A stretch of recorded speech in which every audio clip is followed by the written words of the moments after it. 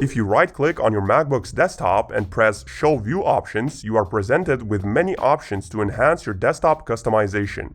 Here you can increase your icon size by playing around with this slider. You can also change the grid spacing as well as change the text size and its position from bottom to the right of the icon. You can also select an option that says Show Item Info. This option gives out some handy details about files on your desktop, like in this instance the resolution of these screenshots.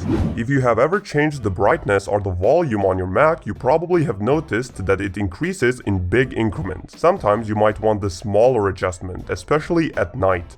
So to increase your brightness or volume in smaller increments, you can hold Shift and Option and tap the brightness or the volume control. You will now notice that the sliders of these controls increase in smaller increments.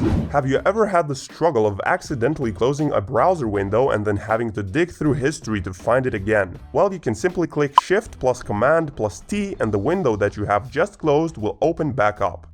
No more digging through history to restore accidentally closed windows. What is great is that this works with all applications, not only web browsers. Have you ever found it annoying that some websites keep auto-playing ads or videos when you don't want them to? Here's a quick fix. When you land on a website like this, you can simply go to Safari and click Settings for this website. A new window will pop up where you can permanently block autoplaying by selecting Autoplay and pressing Never Autoplay. From this panel, you can also change many other things like the website's access to your camera, location, microphone, ad blocking options, and so on. If you've ever used a Windows PC before, you know how handy the Control plus Shift plus Delete command is. It basically allows you to close out any application you want. Well, it turns out this feature also exists on macOS. Just hit Command plus Option plus Escape on your keyboard and a tiny Force Quit Applications window will show up. From here, you can close any open application by selecting it and clicking Force Quit. This is one of those things you never thought existed, but it is especially useful if an application is acting weird or if it crashes and there's no other way to close it out. Most people, when trying to duplicate the file from one directory to another, will either copy and paste it or right-click on the file and choose Duplicate. While both of these methods are okay, there's a simpler one. If you hold the Option key and drag the file to the destination folder, it will automatically duplicate it.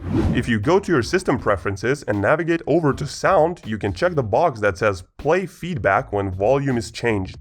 Now, when changing the volume on your MacBook, you will be able to hear a subtle sound that will indicate how loud the speakers are. If, for some reason, you want to temporarily disable the feature, just hold Shift when changing the sound and you will not hear the indication sound anymore.